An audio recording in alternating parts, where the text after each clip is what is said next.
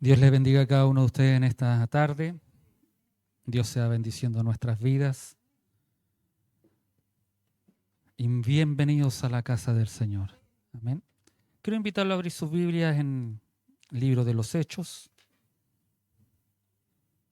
Continuamos con este maravilloso libro que ha bendecido nuestras vidas. Nos ha enseñado, nos ha exhortado. Y hoy también nos enseñará, nos exhortará. Nos hablará de algo que a veces entra tan sigilosamente, tan así despacito, y a veces no nos damos cuenta que tenemos algunas características de eso y que debemos sacar, no deben estar en nosotros. Hechos de los Apóstoles, capítulo 7, versículo 8 al 10. Solamente leeremos 3 versículos.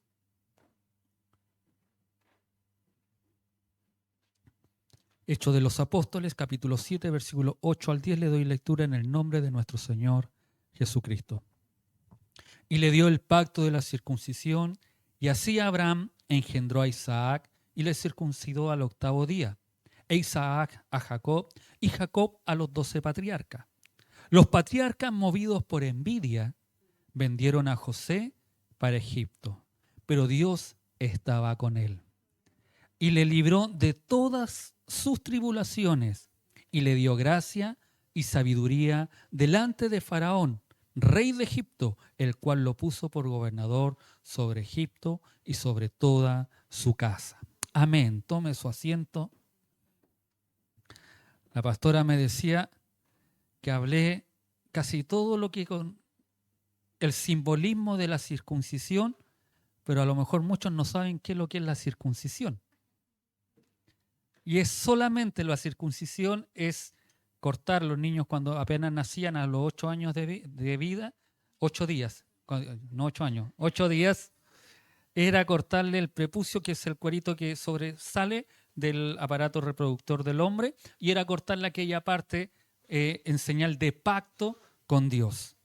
Y cuando lo hizo los hijos de Jacob, no sé si se recuerdan aquella historia, cuando una vez que fue ultrajada una de sus hermanas, dice que para que ellos se hicieran parte de la tribu, lo hicieron con los adultos y después los mataron a todos porque era dolorosa esa área. Eso es lo que es la circuncisión. Los judíos se gloriaban en la circuncisión, de esa muestra externa que simbolizaba lo que había sucedido dentro del corazón o lo que debía haber sucedido dentro de sus corazones al conocer al Dios verdadero. Hoy hay mucha gente que se gloria de ciertos ritos religiosos de la iglesia y lo usa como la muestra o como prueba de que son salvos. Y decimos, yo fui bautizado y me bauticé en el nombre de Jesús, como dice la Escritura. Me sumergieron en el mar, me tiraron hacia atrás o me tiraron agua encima y me bauticé como dice la palabra de Dios, por eso yo soy salvo. O yo hablo en lenguas. No sé si usted ha escuchado a aquellos que dicen que yo hablo en lengua porque el Espíritu Santo de Dios vino sobre mí y me dio el don de lenguas. Así que es porque hablo en lengua, yo tengo que ser salvo. O yo tengo el don de esto o el don de aquello. Y porque ese don está en mí, entonces eso quiere decir que soy salvo. O yo hago aquella cosa. Mi hermano oficial es decir, yo soy oficial de la iglesia, entonces yo soy salvo. No necesito nada, sino que con eso yo ya estoy al otro lado. Qué equivocado, qué errado nosotros estamos. Estas cosas no quieren decir que somos salvos o todas estas cosas no traen la salvación a ninguna persona y menos a nosotros. Aún aunque hayamos nacido, como decimos nosotros los metodistas pentecostales o en una cuna evangélica. No sé si usted ha escuchado eso. Yo nací en la cuna evangélica porque desde pequeñito, desde que yo tengo noción, yo siempre asistía a la iglesia o mis padres me llevaban. Pero eso no nos hace ser salvos. Lo único que trae salvación al ser humano es la fe en Jesucristo. Amén. Y eso nosotros lo debemos tener claro. ¿Por qué? Porque ellos pensaban que por ser circuncidados, por ser descendientes, ellos merecían la salvación. Y lo único que uno merece cuando sigue ciertos ritos, doctrinas y pensamos que debemos hacer algo para ser salvo, no estamos ganando el infierno. No estamos yéndonos hacia el lugar que Dios nos había prometido. Esteban en este verso nos muestra el cumplimiento, y esto me encantó. Yo le decía a la pastora y me dijo, no me espoles. Ayer yo le iba a decir, ¿sabes qué? Encontré algo tan rico que Esteban hace en el verso 8 y me dijo, no me digas nada. ¿Y qué es lo que era? Esteban al ver o al enseñar, está enseñando el cumplimiento de la promesa de Dios hacia Abraham.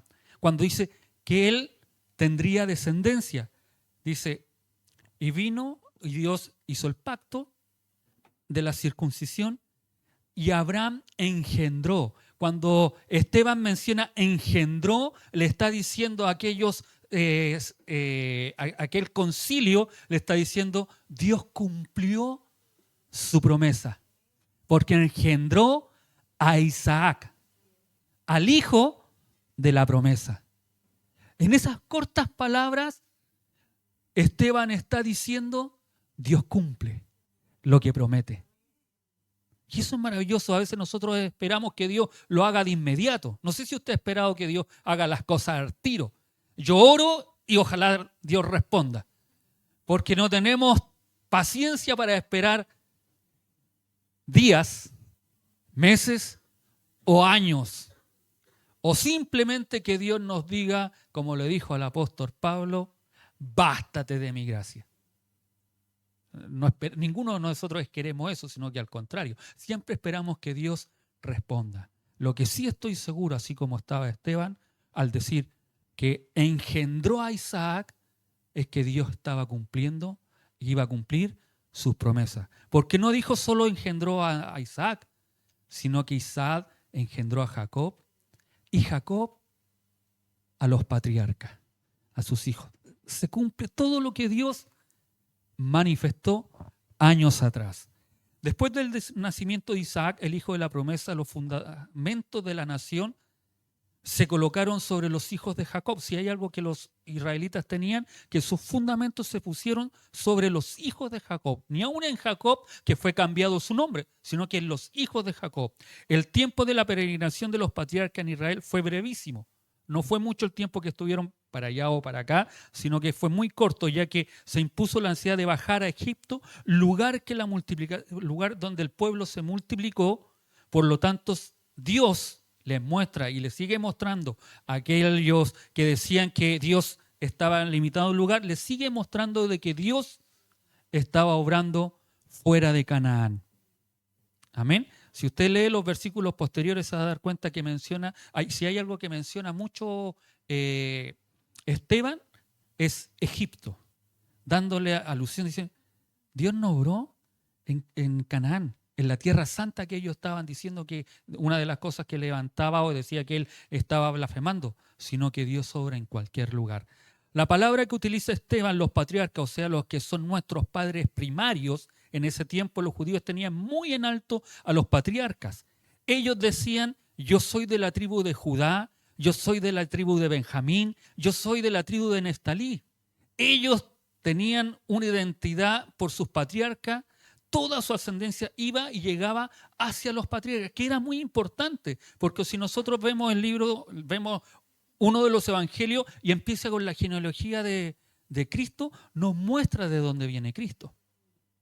Y para ello era muy importante. Se dice de que ellos tenían en el templo una colección que los identificaba y cada uno decía, tú vienes de esta tribu, tú eres de esta tribu. De hecho, Pablo cuando se presentaba decía que era lo que sucedió después en el año 70, fue que todo eso que tenían se quemó, lo destruyeron y ya no tenían. Pero para ellos era tan vital que ellos, hablar de los patriarcas era de su propia historia.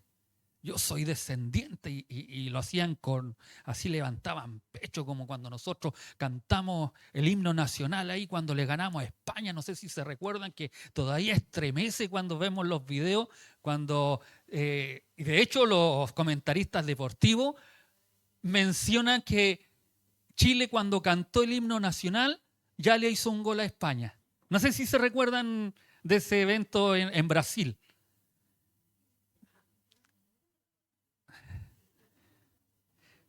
Bueno, yo sé que Alexis se acuerda. Los judíos tenían un almanaque y nuestro almanaque es Alexis.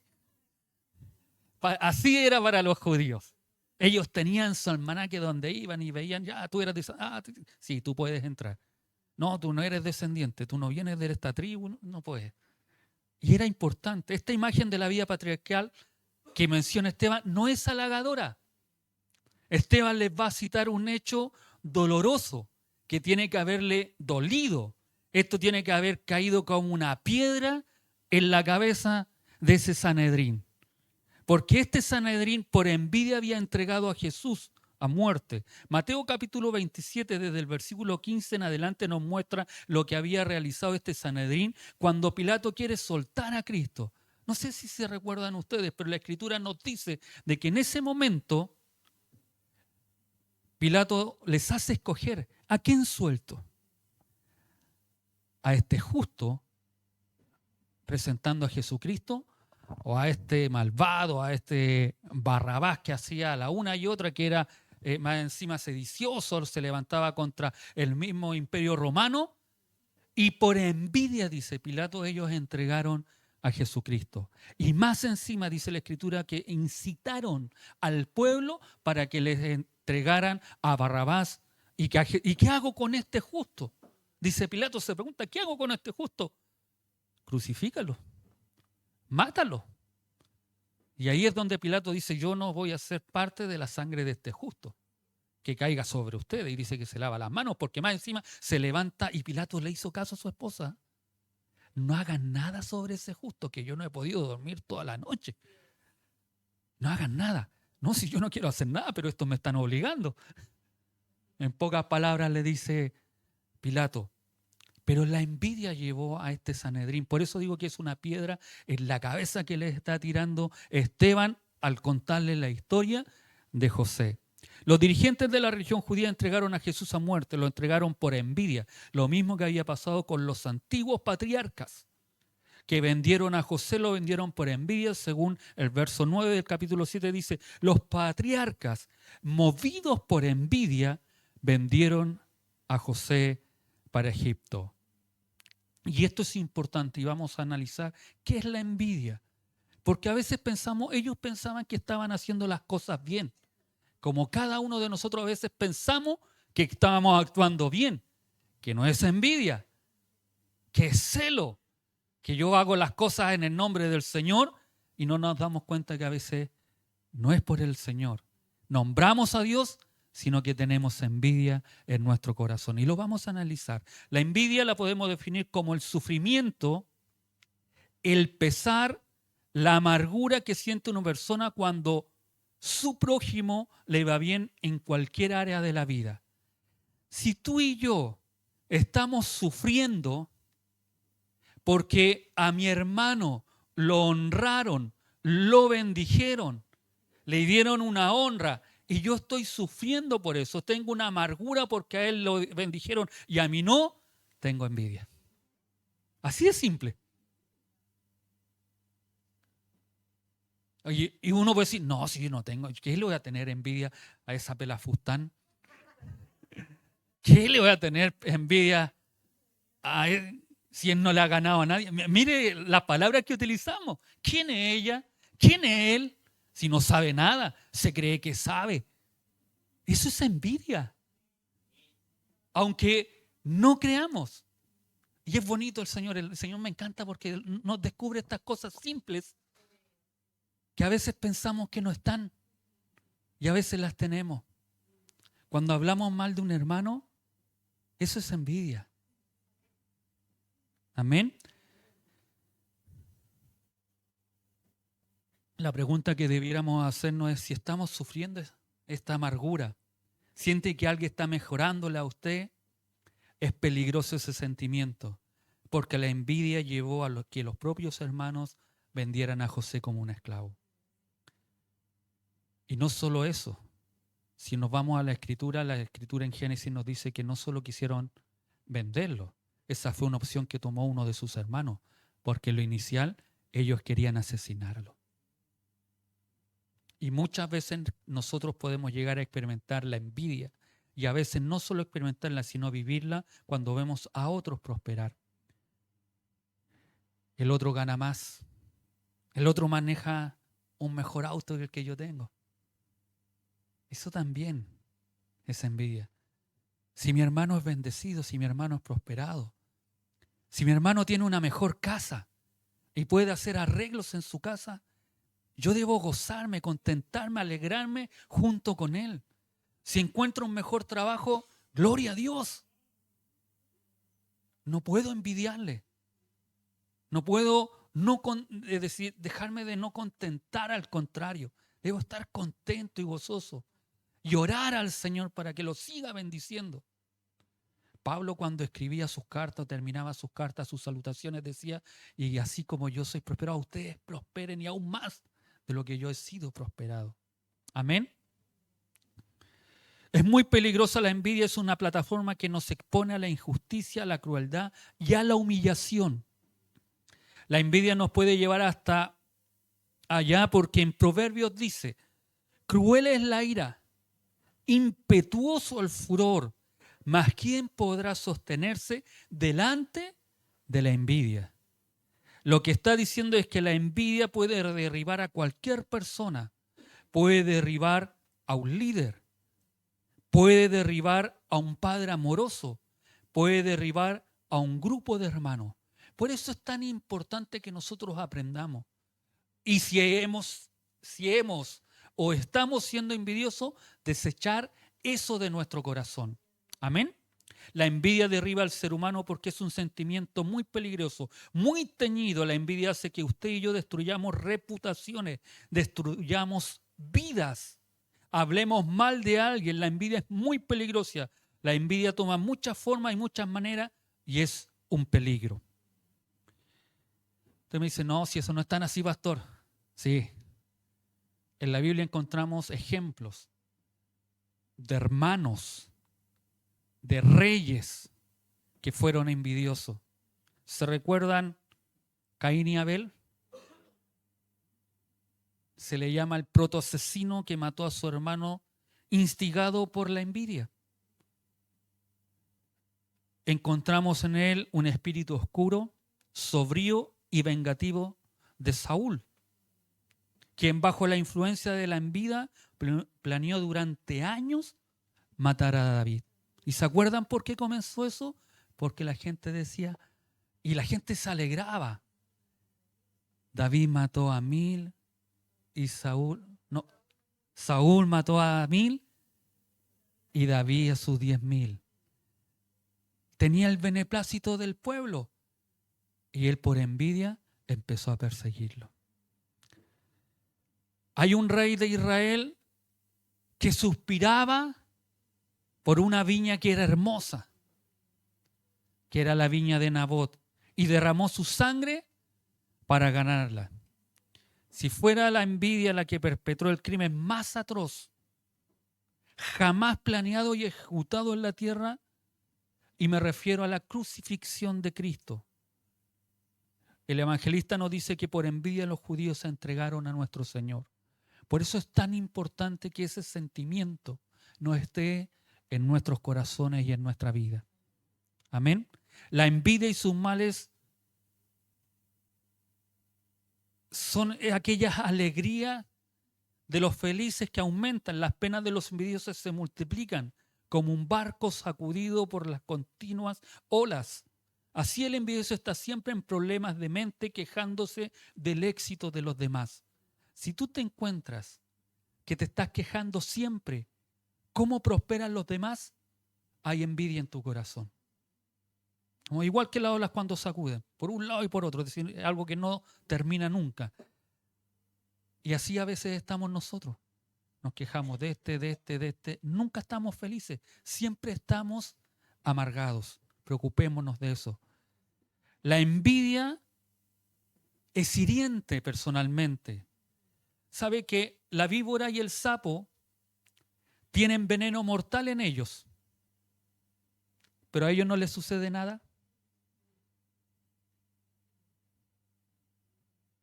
Pueden ir, y el veneno que ellos tienen se traspasa cuando pican a otra persona. La envidia es al revés. Aparte del veneno que nosotros tenemos, también nos daña a nosotros. ¿Por qué motivo? Pero la envidia es tan mortífera que mata al que la tiene y también a los demás. El envidioso se inquieta y languidece cuando a los demás les va bien. No puede comer ni dormir tranquilo, a menos que algo malo le suceda a la persona a la que envidian. Si tú disfrutas cuando a una persona le va mal, preocupémonos.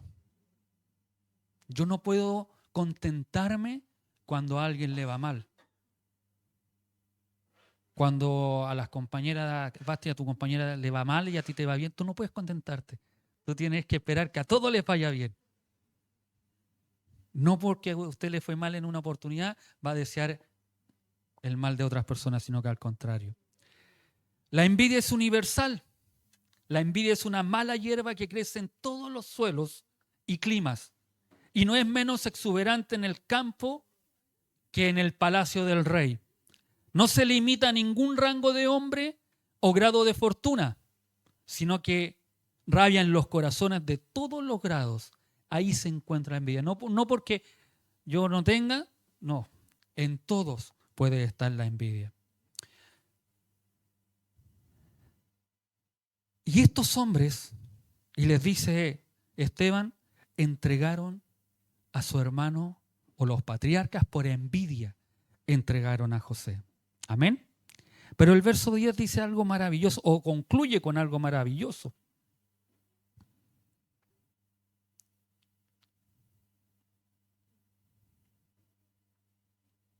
No, el 9 termina con algo maravilloso. Dice, pero Dios estaba con él. No importa si la gente nos tiene envidia, y esto nosotros debemos tenerlo claro, y habla mal de nosotros, y nos quieren destruir. Dice, los patriarcas movidos en envidia vendieron a José para Egipto. Pero esa es la palabra bien importante en este texto, pero Dios estaba con él. Si usted está viviendo un momento donde la gente habla mal de usted, lo que le debe preocupar es si Dios está con cada uno de nosotros. Si Dios está a nuestro lado. Si Dios está bendiciendo nuestra vida. Si Dios nos ha dicho que hagamos lo que realicemos y por eso nos envidian, usted y yo podemos estar tranquilos.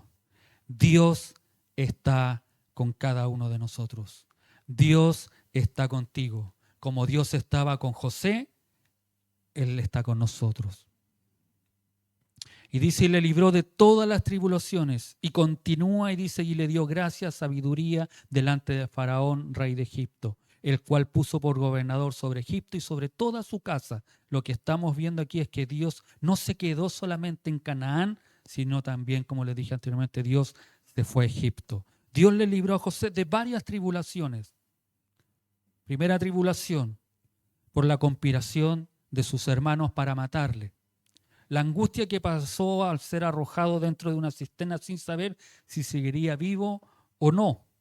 Cuando lo pusieron en ese pozo oscuro y hablaban de matarlo, muchos pensamientos habrá atormentado a José. Amén. ¿De qué otra tribulación lo salvó o las tribulaciones que él tuvo? Por haber sido vendido como esclavo, un hombre libre. Y quiero que nos remitamos que Esteban, en este versículo 9, nos habla casi de 13 años que sucedieron. 13 años desde que sus hermanos lo vendieron, la escritura dice a los 17 años aproximadamente, hasta los 30 años, que es cuando Dios, ya estando con él, lo pone en un lugar de privilegio. Amén. 13 años en los cuales él pudo haber pensado, y cada uno de nosotros, cuando nosotros hablan mal de nosotros, no nos ponemos contentos. Ninguno de nosotros. Nos da tristeza, amargura y decimos, pucha, si yo no le he hecho nada. Imagínense un jovencito, un adolescente de 17 años, estando en un pozo y sus hermanos pensando en matarlo. Aquí, por último, lo único que nos han dicho es que somos feos, que no servimos para nada, que no merecemos el cargo que tenemos a veces. A veces sucede eso. A veces menospreciamos a quienes Dios pone por delante. Y cuidado con eso.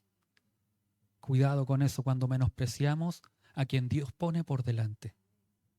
No nos estamos yendo en contra del hermano o de la hermana. No nos estamos yendo en contra de Dios. Por eso Esteban le dice, por envidia. Pero Dios estaba con él. Si tú eres líder y han hablado mal de ti, Dios está contigo. Amén.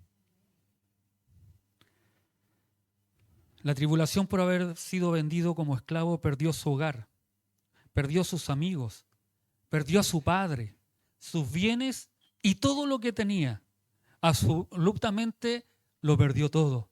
Quedó con las manos vacías. Y no solo eso, fue a ser esclavo en una nación extranjera, con otra cultura, con otro pensamiento, con otras enseñanzas. Y ahí él fue a ser esclavo. De otra tribulación que lo salvó el Señor fue del acoso sexual de parte de su amo Potifar.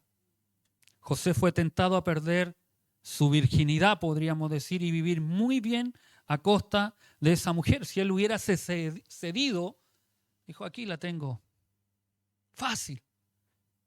Pero él no se mantuvo, dijo que no. La que podría ser su protectora, podríamos llamarla así, pasó a ser su enemiga y lo difamó. Dijo que él había querido abusar de ella. Pero él prefirió mantener su pureza.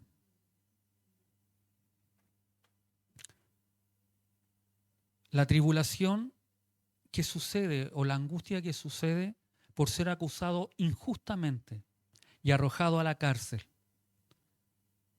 Él no debiera haber ido a la cárcel. Él no había cometido ningún hecho. Pero como lo acusaron injustamente, lo mandaron a la cárcel. Y no solo eso, es perder los comentarios que todas las personas, uno cuando alguien va a la cárcel, algo malo sucedió. Y desde pequeño traemos eso. ¿Ah? Hoy día de la mañana me fijé con los niños, llegó una patrulla de carabineros afuera y me fueron a avisar inmediatamente los niños de que había una patrulla de carabineros y que el carabinero quería hablar con alguien adulto. Pero ellos al tiro en su ¿qué pasó? ¿Qué sucedió? ¿A quién vienen a buscar? En sus caritas, como ¿a quién vienen a buscar?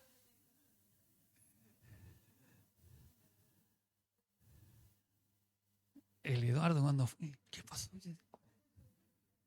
Y nada, andaban buscando a un vecino. No sé si era para llevárselo o no,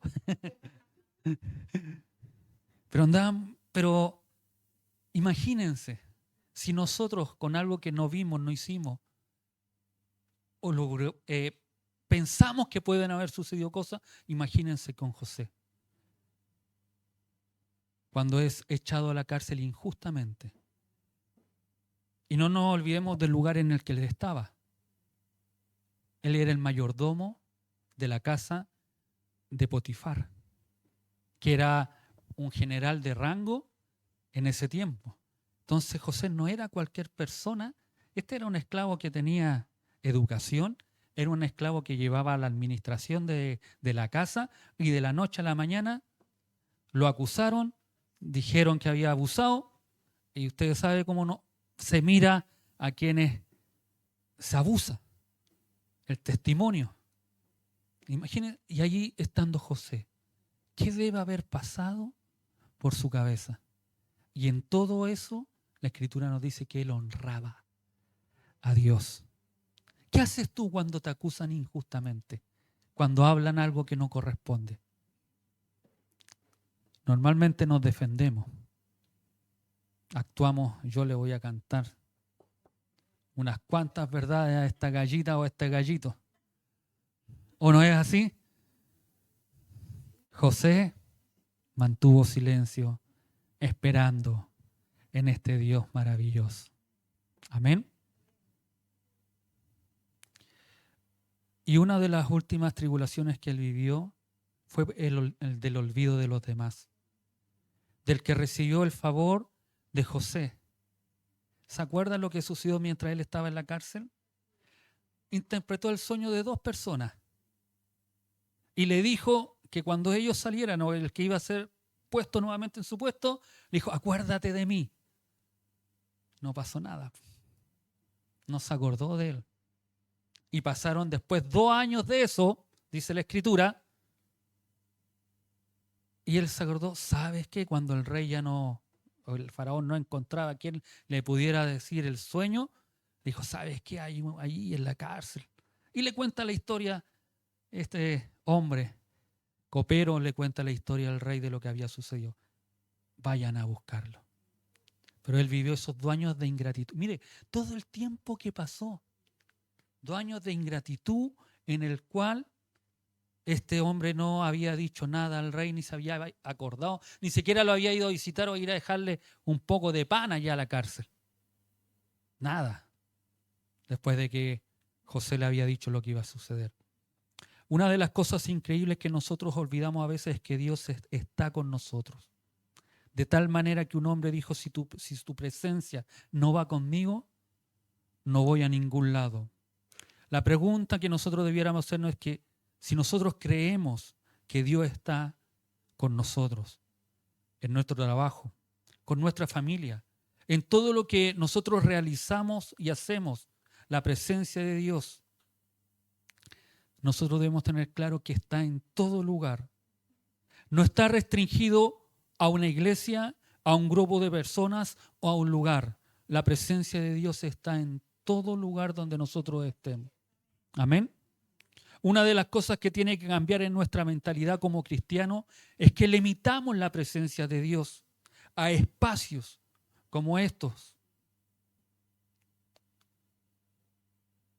Pensamos que solo en la casa del pastor está la presencia de Dios o de algún hermano que creemos que puede ser más espiritual o sabemos que es más espiritual.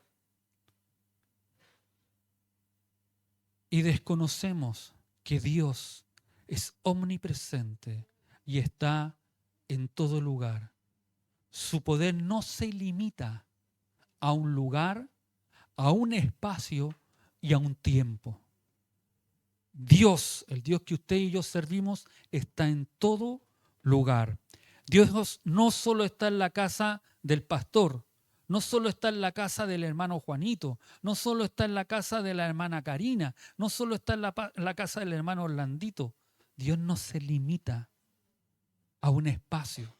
Dios está en todo lugar para ayudarnos con todos nuestros problemas. En la historia de José nosotros lo vemos. Estuvo en el pozo, estuvo cuando iba con los mercaderes de Madián a Egipto, estuvo en la casa de Potifar, estuvo en la cárcel, estuvo en el palacio del rey y después estuvo en Egipto y en todo lo que José pudo hacer. Dios trabajó en la vida de José como trabaja en la vida de cada uno de nosotros. Dios le libró de las manos de sus hermanos. Ellos lo querían matar. Y a veces nos preguntamos, ¿por qué decimos que Dios estuvo con él?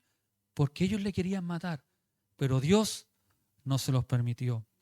Dios le sacó del pozo, porque si se hubiera quedado en el pozo también hubiese muerto. Dios le dio un buen trabajo en Egipto. Dios le dio fortaleza ante la tentación y le dio el escape. Dios le puso en gracia con el jefe de la cárcel. Él va a la cárcel, pero cayó bien al jefe de la cárcel y el jefe de la cárcel lo pone a administrar la cárcel. Dios le dio talento y sabiduría extraordinario de interpretar los sueños de Dios y mostró que Dios estaba con él. Él no fue y se canchereó con el rey egipcio y dijo, no, no te preocupes, no. Si mi Dios me lo permite, yo te descubriré el sueño. Y Dios le dio gracia, sabiduría y le descubrió el sueño. estos 7 años que iba a haber abundancia y estos 7 años que iba a haber escasez. Pero no se quedó y no se limitó solo a eso, sino que Dios le dio algo más. Le dio la sabiduría para que él pudiera decir lo que debía hacer. A esto, Faraón, pone una persona. Ni siquiera él dijo, ponme a mí. Como nosotros a veces decimos, pastor, póngame a mí. Yo estoy listo. No. Ponga una persona que quinte la tierra, que guarde en granero, que no se despilfarre todo lo que tiene, sino que al contrario, vendrá un tiempo de escasez y allí usted vendrán 7 años y usted se va a poder mantener. Nunca creció esa nación de Egipto más que cuando estuvo José en ese tiempo. Fue salvación, dice la Escritura, no solo para los israelitas, sino que para todo el mundo. Y esto me maravilla porque José es un tipo de Jesucristo. Y así como Dios le preservó la vida a José para que en ese tiempo salvara a toda la humanidad o el mundo conocido en ese lugar, asimismo Jesucristo es el que nos salva y salva en este tiempo a toda la humanidad que quiera llegar a Él. Amén. Dios le puso como gobernador y eso no es seña de que Dios estaba con él. Y esto es importante porque Dios no le libró como nosotros queremos que Dios nos libre. Si pudiéramos orar de esa forma y decirle, Señor, calla la boca de esa envidiosa, lo haríamos.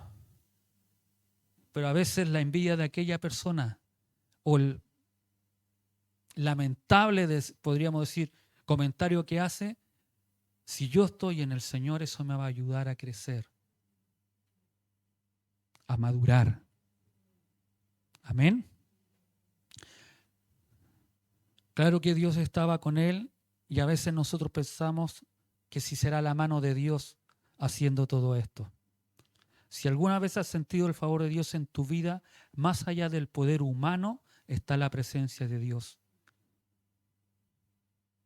Deuteronomio dice, y Jehová va delante de ti, Él estará contigo, esta es una promesa.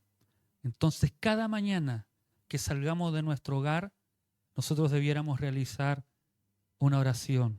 Señor, quiero que vayas delante de mí, que guíes mi camino, que abras paso, que muevas las cosas que tienes que mover para yo seguir avanzando porque te necesito y porque quiero hacer tu voluntad. ¿Cuál es nuestra oración que hacemos constantemente? ¿Cuál es la forma en que oramos y nos dirigimos ante Dios? ¿Cuál es la forma en que buscamos el rostro del Señor? ¿Es para hacer el bien? ¿O le decimos, Señor, tapa la boca de aquel envidioso, de aquel que quiere hacerme daño? Es lamentable, pero nosotros siempre decimos que a veces esa piedra que está en el zapato nos ayuda a crecer. Pero no les invito a hacer piedra en el zapato. No seas tú aquella piedra, sino que al contrario. Es una promesa y dice, Jehová va delante de ti, Él estará contigo, no te dejará ni te desamparará. No temas ni te intimides. No te desalientes, amado hermano. Como Dios estuvo con José, Dios estará con nosotros.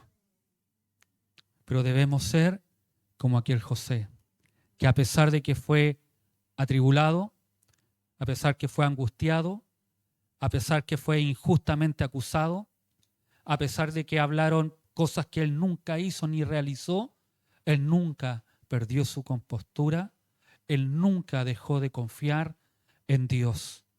Al contrario, La Escritura nos muestra y la historia de José nos muestra de que él siempre confió en el Señor. ¿Y por qué usted puede decir eso? Cuando él se presenta ante el faraón después de 13 años de haber pasado todas estas cosas, de haber salido de su hogar como un esclavo y llegar al palacio del rey, él dice, si el Señor me lo permite, si el Señor me revela, y él está aún, después de 13 años de vivir cosas injustas, está glorificando al Señor. Y a veces porque llevas 3, 4 meses que han hablado de ti, ya quieres soltar, ya no quieres seguir, ya quieres tirar todo a la borda. No, amado hermano. Esta pelea, esta batalla, este caminar de nosotros como cristianos es hasta el final. Es hasta que cuando Cristo venga. Amén. A buscarnos en forma individual o colectiva como también la iglesia espera. Así que sigamos confiando, esperando en el Señor. No te desalientes. Dios, así como estuvo con José, está también con nosotros. Dios está contigo como está conmigo. Debemos seguir confiando en este Dios poderoso. Amén. Póngase de pie.